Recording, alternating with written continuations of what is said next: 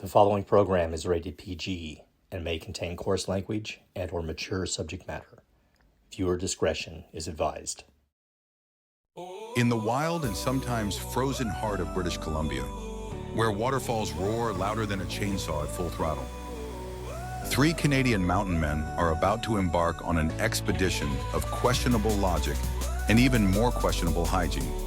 Armed with axes, coffee that could dissolve steel, and a GPS they refuse to use out of principle, they're heading deep into Wells Gray Park, a place so rugged even the mosquitoes wear flannel. Their mission? To uncover the lost cabins whispered about in local legend. Relics from a time when men were men, bears were bigger, and everyone still thought plaid was a survival tool. Along the way, they'll test their wits, their friendship, and their ability to tell a moose track from the imprint of last night's boot. Welcome to Canadian Mountain Men with our special guests Dennis and Chance, known as the Wells Gray Wanderers, part history hunt, part comedy of errors, and 100% Canadian nonsense. Remember, out here in the bush, if you're not a little lost, smoky, or muddy, you might actually be indoors. In this episode, we will document our hike into and overnighting in an old log cabin in Wells Gray Park. Canadian Mountain Men log. Stardate 79495.2. From space, Earth looks calm, blue, peaceful, suspiciously well behaved. Descending towards the swirl of cloud that's hiding North America, we approach Canada. Ah, there it is. Wells Gray Provincial Park. Tucked into the rugged heart of East Central British Columbia, a land where waterfalls cascade with enthusiasm, volcanoes politely pretend they're asleep, and bears roam around like they collect the rent. The trees are tall, the trails are humbling, and the wildlife operates under a strict, "you are not in charge here" policy. Wells Gray isn't just off the beaten path. It picked up the path, threw it in the forest, and replaced it with a sign that says, "Good luck, suckers." Wells Gray Park is a historical reminder that nature was here first and is still very much in charge.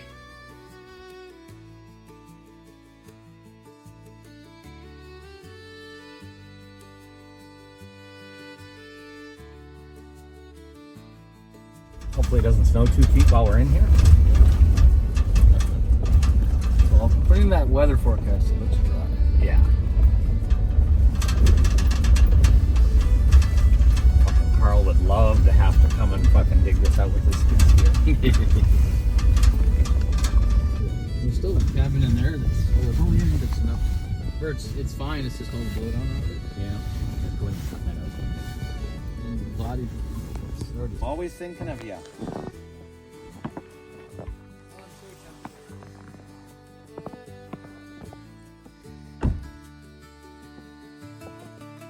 I know, you've got me tempted. But I don't know where I'm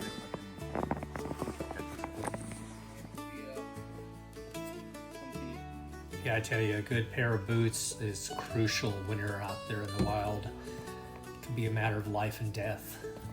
You need to make sure that they're waterproof and can be easily dried out if they get wet.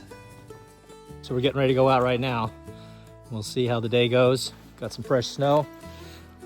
fresh moose. Yeah, hopefully the trail's not too slick, and Yeah. we'll keep you posted as we get in there.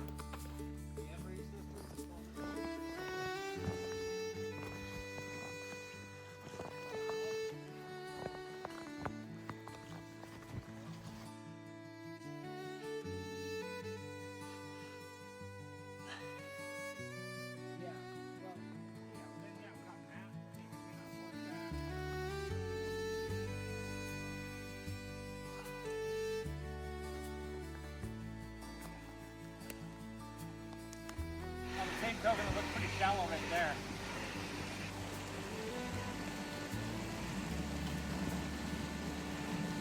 Because we went back to the floor.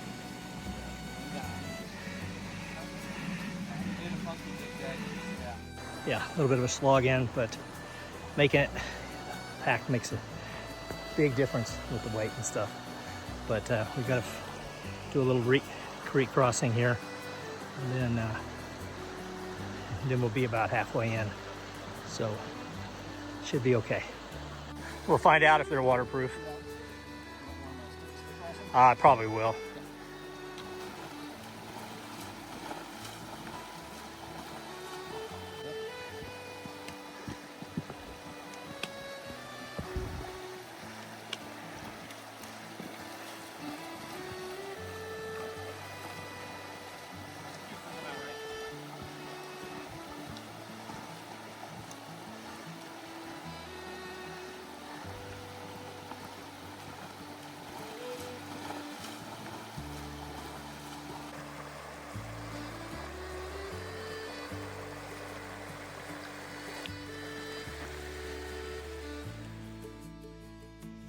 As you can see, Old Man Winter and Jack Frost teamed up to give us some really incredible things to take in and absorb as we trekked in. Anything to take your mind off the trudge. Going through the snow and here the upcoming swamp is really tough work.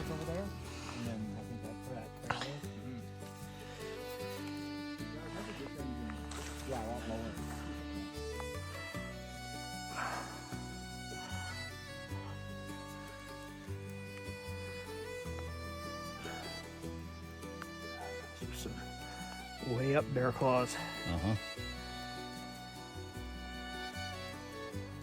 With the leaf, it's hard to tell what it is exactly.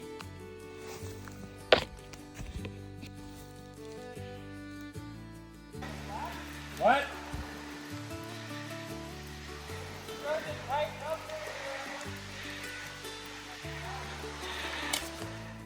Finally got here. Guys are going ahead. I think I'm just gonna lay down here and die. It's a little bit of a slog. Couldn't have done it without their help. Had to drop my back a couple of times and have them pull it in. It was just a little too much for me.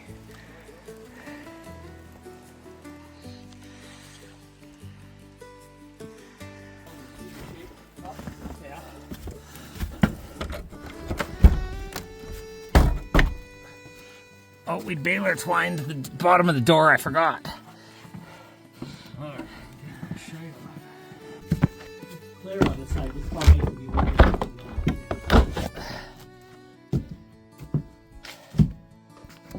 be A tarp on there, she's sleepable. Yeah. We can sleep in this tonight. 2 for sure. Oh, 3. Fuck, 1 can go that way. Yeah, so there used to be another cot here. Stovepipe over top of my stovepipe. We'll get this out of here. Sorry. I don't want to get that way. I don't want to catch you on it and tear it.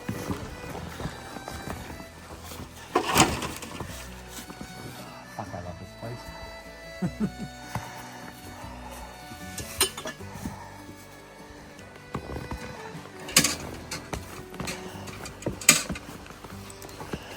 Yeah, as we started getting settled in, there was a lot of stuff to do around camp.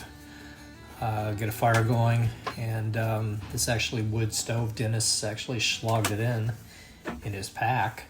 We probably wouldn't have made it through the night without it. It's small but mighty, and you can hear a chance out there and just chopping away, getting some wood going, just smashing it. Chant, smash. Yeah, I mean, you can tell there's definitely some mold and stuff in that place, and you know, it's an old cabin, but I tell you, getting that fire going and getting that heat starting to radiate out was one of the really nice accomplishments of the day.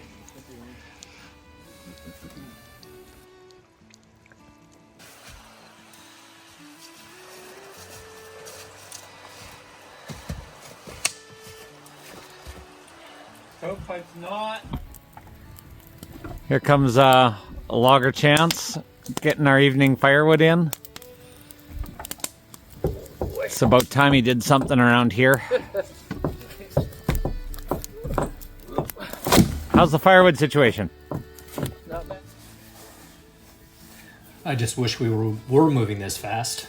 But yeah, I mean, we got in, got fire going outside and inside, and also got a little bit of a tarp over the holes on the one side of the roof.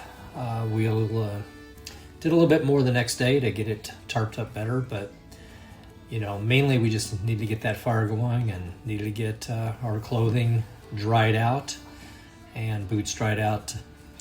The guys were smart. They brought an extra set of camp shoes to wear. I unfortunately didn't, so just had to deal with my one set of boots I had, but luckily the water didn't go over them, so they were dry inside, so I didn't have to worry about any wet shoes to deal with that evening. Yeah, it just, always a lot of stuff to do. Always something to keep you busy there. Here we are taking a little break. There we go. You see everything out there starting to dry out. And look at those fancy shoes you're wearing. Dennis is saying, yep. I'm glad we did this. I'm glad we did this too. Well, I will be tomorrow. Did you already go get water?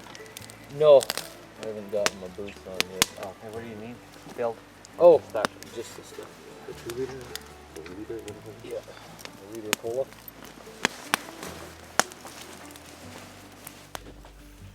Yeah, procuring water is something that's critical because you really don't want to be packing it in, especially through this terrain. So finding a good, clean source is absolutely critical. I mean, luckily, the people who built this cabin were very smart outdoorsmen, and they placed it just on the hill up over a creek. So you just had to slip and slide down the path, and once you get down there, it was a nice flowing, clear stream that provided all the water that we needed.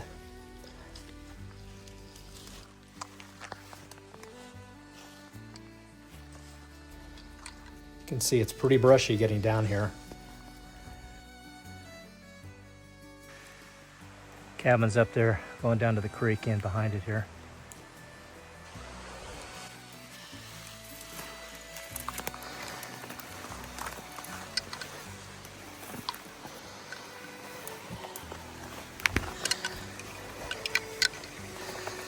It's got a good supply of water here.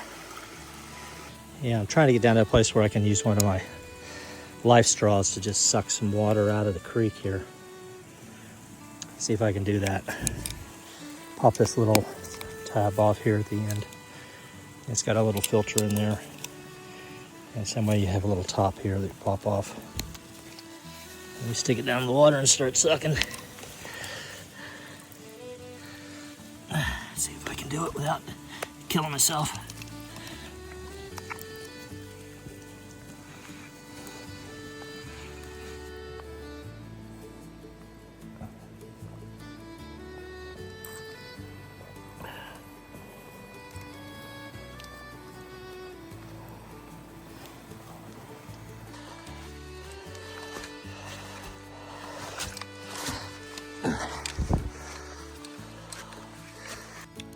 Trying to get everything dried out from the fire. Got a little bit of wetness when we did the creek crossing, and a lot of snow, so that just soaks through your boots. I mean, there's still snow on the ground here, but getting the fire going, things are starting to go. Okay, we got some nice little bubbling right there. Get some moisture out.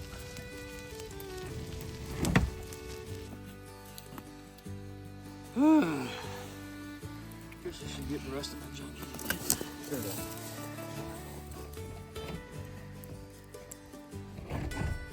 Oh, squeeze in there, Dennis. Okay. Throw my junk. Yeah.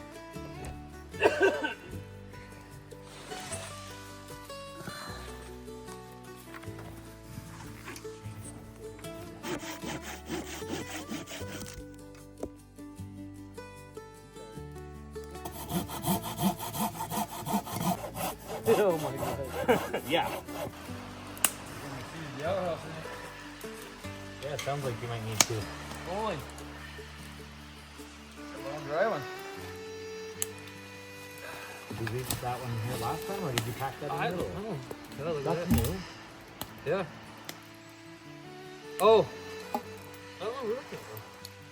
Throw it on. Yeah. Good one.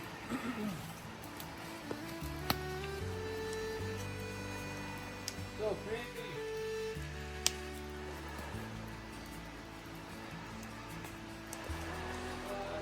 Hold it, just stay there. Turn away from me.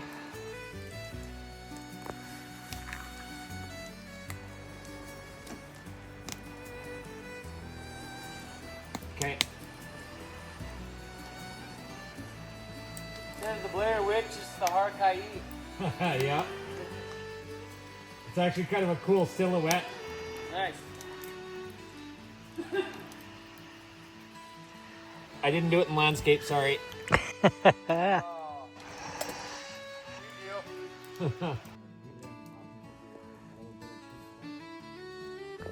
This little solar light's really nice. It's inflatable, so you can collapse it down, and it does have a little charger you can plug in here, but basically it's all solar and really puts off some nice light.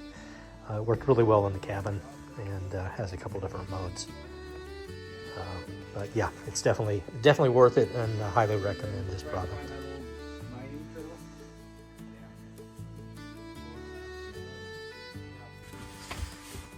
Do a little filming here.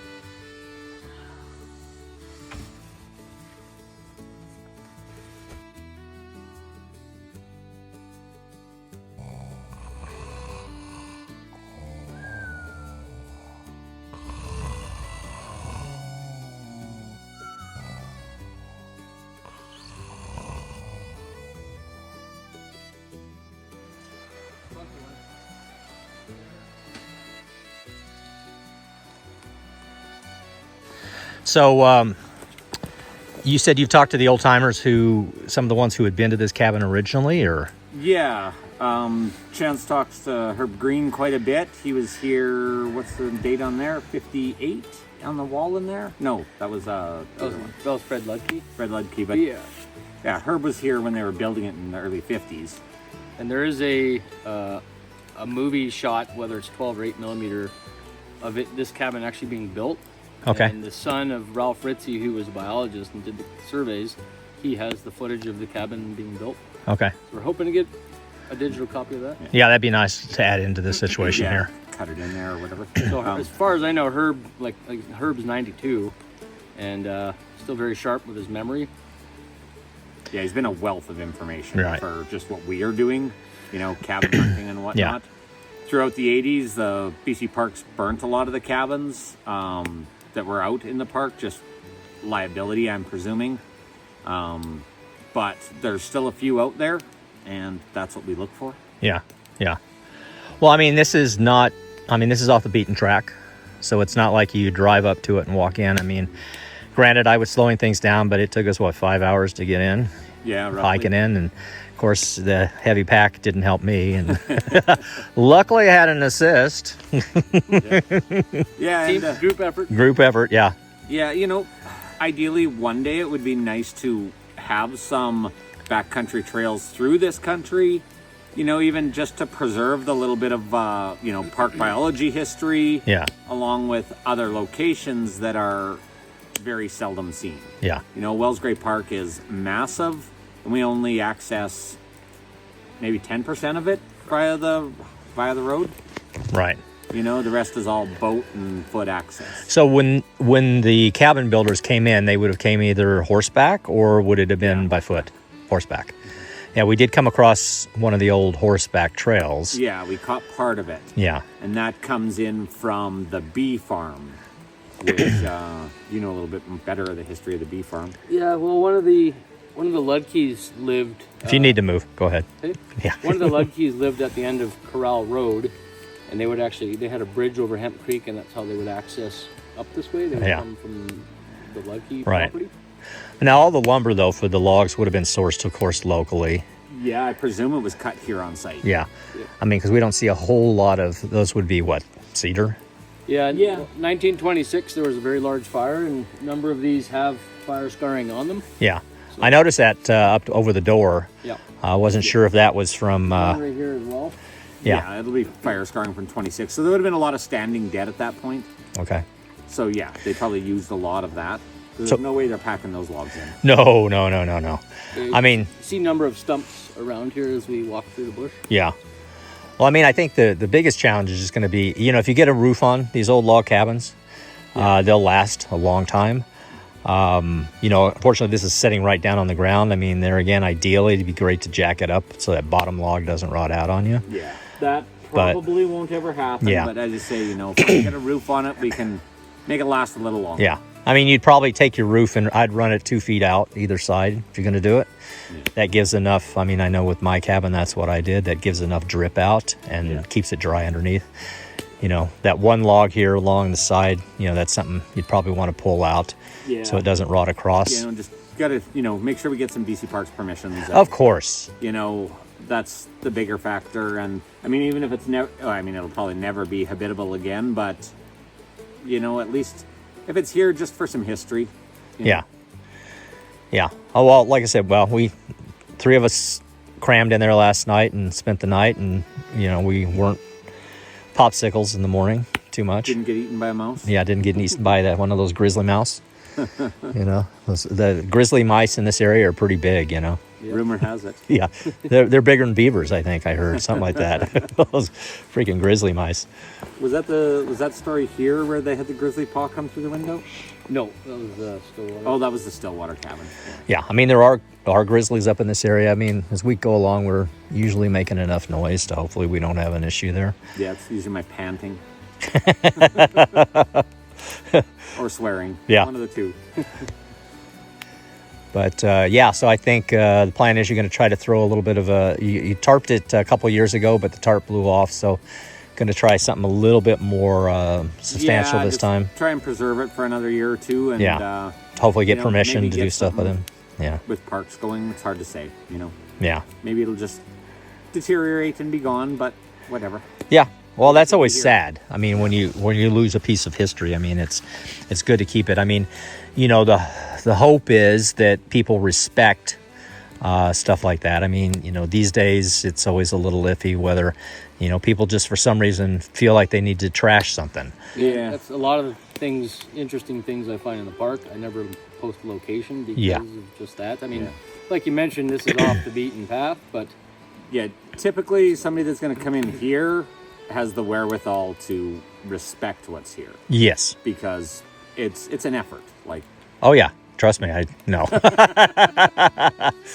Yeah, I was on. Well, I'll throw in some video of that, but I was kind of like, I mean, we spent most of the evening, with the fire going out here, trying to dry our gear back out because, I mean, we had the snow out here. Snow, it's a little bit gone, but it's a little damp coming in on us, and it's a matter of finding the right layering amount and everything else. But so yeah, this is something you guys like to do a lot, huh? Just go out and find these old places. that's what we do, is just hunt for cabins mostly. Yeah. Now, a lot of times you're hearing, though, stories. People, old timers or people will tell you some locations. Old books and, books will give you rough, so-so went, hiked from this lake to this lake and stopped at his cabin halfway down by the big rock. Things like that, anecdotes from, old-timer stories, books, plus, Herb Green and, the Ludkeys and the Helsits. Yeah, Helsits especially, too. Now, is it Herb that has the book? Or who is that?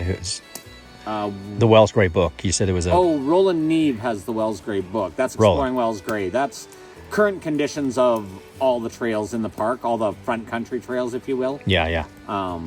Roland has that. And he donates a pile of money to the trails, throughout that book. Every book sale, I think he throws $5 back to trail maintenance. And nice. Last year, what did they do? They did like 3 months of trail building and clearing, or not building, but clearing and maintaining. Yeah. Just the BC Parks budget isn't there, so Roland has stepped up that way. Yeah. Well, I think a lot of people feel that they hear Wells Gray and they always think of the waterfalls. Yeah, 100%. And that's all they think there is, but that is just probably 1% of the area, if even that. There are, 43 named waterfalls? 41, 43. somewhere in there. Depends how many names we've made up. Yep. But yeah, there's like, you know, probably another 40 we don't know about. So it is, yeah, the waterfall park. And yeah, the front country, that's what people see because it's right on the road. But, you know, you get up into the Hobson Lakes and the Azure Lakes and Myrtle Lakes. Yeah. It's big country. Yeah, it is. You know. I can understand that. Yeah, it is pretty, it's rough country. I mean, it's mainly the blowdowns. Getting in's really difficult. You know, you get a windstorm in and it'll take down trees and they cross over and you have to get over that and not kill yourself and everything else. But yeah, this, you know, the trail in and the hike in and stuff is not for the faint of heart, really. No, it really just makes me think about, you know, the pioneers and even the First Nations long ago, where how tough they were. Yeah, dealing with this country to exist and to survive. Yeah. Yeah. I mean, yeah. I think a lot of the trappers used the First Nations trails to begin with. You know, like because our European history here is very young, right? Comparatively, like we're just over 100 years old in European history in the park. Whereas, you know, obviously First Nations have been here for millennia, right? Yeah. I mean, was there any particular group that actually called this area home, or was this more of a travel in for hunting, gathering, or, you know, do you know much about that? There was some permanent habitation and seasonal habitation in the Clearwater area, up the Clearwater Valley, but the Canam Band would come into the park, utilize it. Simp from Shikwetmik would come into the park. Okay. And then there's some areas in the park like Battle Mountain. There would be some big skirmishes. Oh. The powerful Conflicts. Chilcotin would come, which was much more stronger and bigger. And they would fight over the caribou hunting areas. Oh, okay. That's where you get Battle Mountain, Fight Lake, Battle Creek. Okay. So very interesting history, First Nations and pioneer history.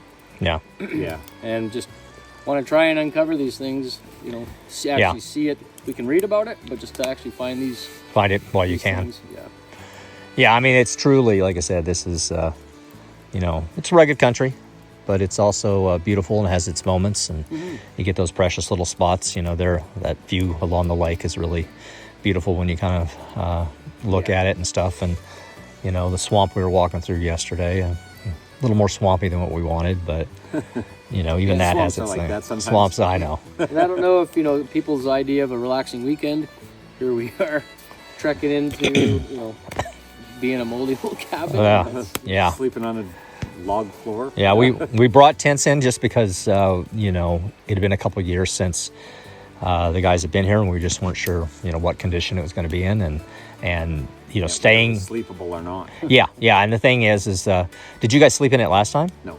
Okay, so this was the first night. We only came in on a day trip last time. Oh, okay. Yeah, so I mean, like I said, we made it through. Had the little portable wood stove we brought in, and that got things. I mean, I wouldn't say it was toasty in there, but we took a little bit of the edge off. I mean, we found out where the weak spots on our sleeping bags were and everything, but generally speaking, it was, you know, a good experience. You know, we tarped over some of the windows and stuffed in, and, you know, like I said, luckily no grizzly mouse, so, yeah, okay. Bloopers reel? Yeah, exactly. Yep. Goddamn rights it will.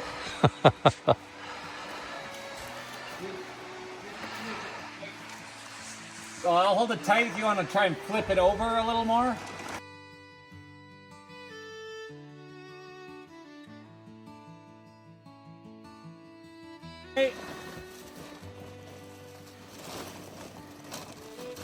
It's probably locked.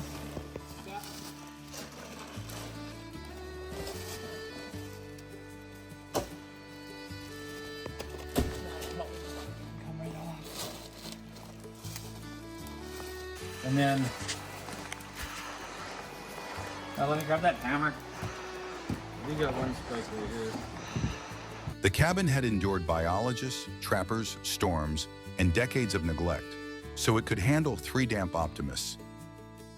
The men agreed that history should be left better than found, or at least drier.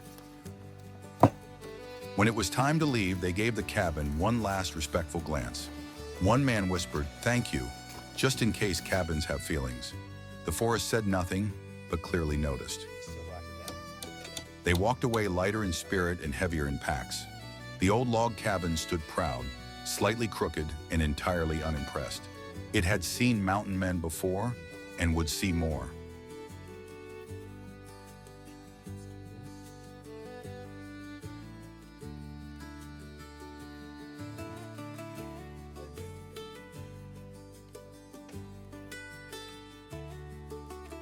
Let's cut this off down. The Wells Gray Wanders knew they were just a footnote, and they were perfectly okay with that. Respect, after all, weighs nothing and carries far. Nature remembers who treads lightly. History appreciates good manners. And Canadian mountain men always say sorry, even to buildings. Another one for you? Yeah, these old cabins really have their own little ecosystem going on. You can see here all the moss that's been surviving for years. So we got that bigger fire going inside, so it's really starting to dry out some of the moisture. And got it pretty much the bad section of the roof covered. Should hopefully be enough to keep it dry. Really needed a couple, three more tarps to do it up the right way. But you know, with tarps, it's kind of interesting because you don't want to withhold too much moisture. Like, and this is kind of tree covered, so in the summer, I mean, it's going to take a while for this to dry out. I mean, ideally, this would have been tarped in the fall, before the snow came in, before rain and stuff, and when everything was a little drier. But you know, you do what you have to do. With every grand adventure, there comes that unavoidable moment when someone sighs, looks at the sky, and says, "Yep, guess it's time to head out." The Canadian mountain men, Wells Gray Wanders, had just wrapped up a fine stay at the remote Tracks cabin, a place where time slows down, socks never quite dry, and every noise in the night is either the wind or a grizzly mouse. Memories were made, stories were born, and an experience was lived that most folks will only ever hear about secondhand, usually from someone exaggerating at a campfire. The backcountry of Wells Gray Park isn't just remote, it's special. The kind of place that humbles you, tests you, and politely reminds you who's really in charge. The cabin was secured, the door shut tight, and it was time to begin the long, soggy slog home. They left with priceless memories in their minds, not in their packs, which were already heavy enough.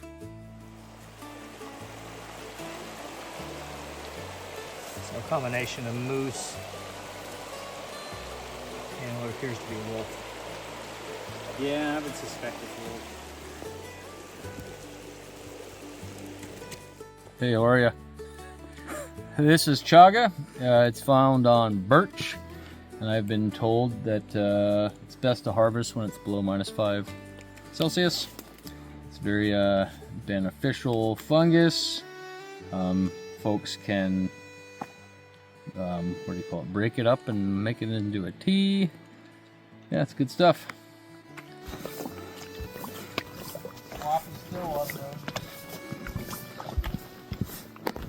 Someone come in?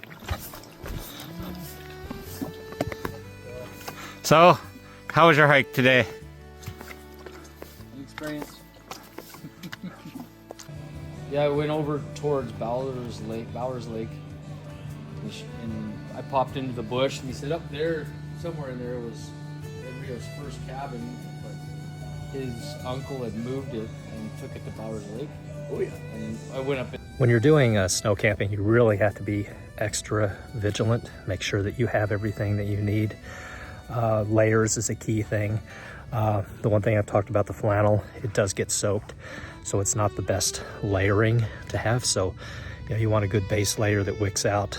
Wool is always good, and generally speaking, you just need to be extra prepared in whatever conditions it might be, because this, you know, light snow that you're currently getting might turn into a big dump, and you could end up with several feet, yards of snow. So just got to be extra vigilant. Make sure you have everything you need. Sometimes it's better to overpack than underpack, but that means that you're going to be slugging a lot more weight.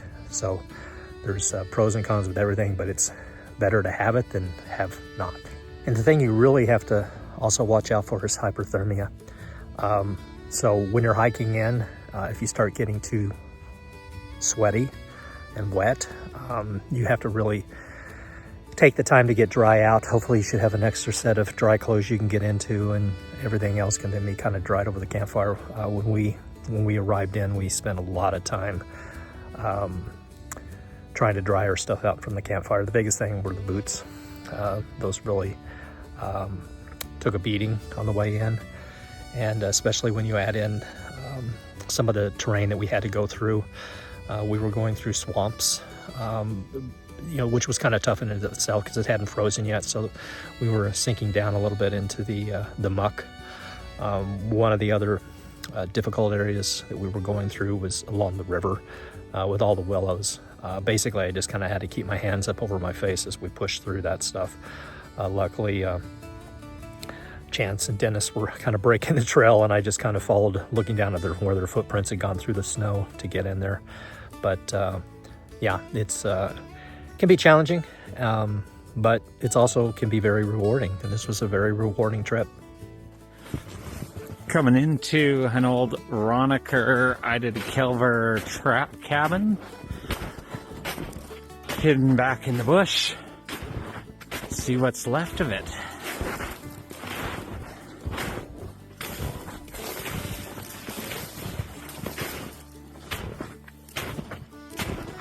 Doesn't appear to be a lot looking at that roof.